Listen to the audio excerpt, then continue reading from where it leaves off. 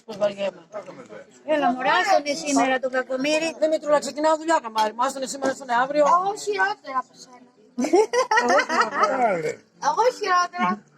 Τους έχει βάλει κάθε μέρα διάβασμα. Εγώ ξεκινάω δουλειά Τετάρτη, Πέμπτη, Παρασκευή. Δευτέρα πάτε σχολείο, Προτιμώ να το διαβάσω σήμερα και αύριο που δεν δουλεύω. Εγώ. Γιατί και εσύ που